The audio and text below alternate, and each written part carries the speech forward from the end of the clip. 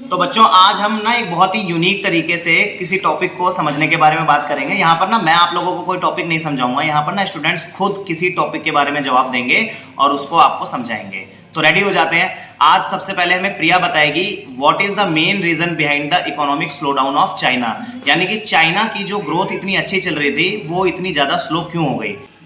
ये था कि जो चाइना का जो रेवेन्यू था ना वो मोस्टली एक्सपोर्ट और इंपोर्ट से हुआ करता था। लेकिन क्या हुआ कि जो यूरोपियन कंट्रीज थी ना उन्होंने चाइनीज प्रोडक्ट की डिमांड बहुत ज़्यादा कम कर दी।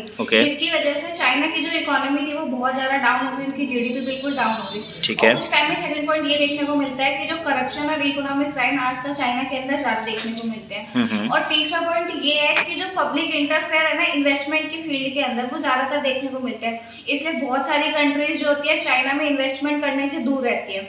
और लास्ट पॉइंट ये है कि चाइना के जो डिप्लोमेटिक कन्फ्लिक्ट है वो बाकी कंट्रीज के साथ बहुत ज़्यादा है। जैसे इंडिया के साथ था, जब उन्होंने अपना अरुणाचल प्रदेश के ऊपर अपना डोमिनेंस जमाया था, उस टाइम पर क्या हुआ कि इंडिया ने टैरिफ बैरियर्स लगा दिए थे चाइना के ऊपर, जिसकी वजह से इंडिया के अंदर बहुत सारी चीज़ें बंद हो गई थी और कम से कम 118 ऐप्स बंद हो चुके थे चाइना के। कौन कौन से ऐप थे बेटा वो? जैसे मेजर हमारे थे टिकटॉक, पबजी, ये सारे जो थे बंद हो चुके थे अब इंडिया के अंदर पूरी तरीके से। तो इससे लॉस क्या हुआ उनको? उनकी वजह से उनके जो जीडीपी थी वो बिल्कुल ज़्यादा डाउन हो गई, जो रेवेन्यू कम हो गया है ना, यही कहना चाहते हो ना कि ऐप से जब ऐप बंद कर दिया तो रेवेन्यू बंद हो गया है ना। चलो ठीक है बेटा।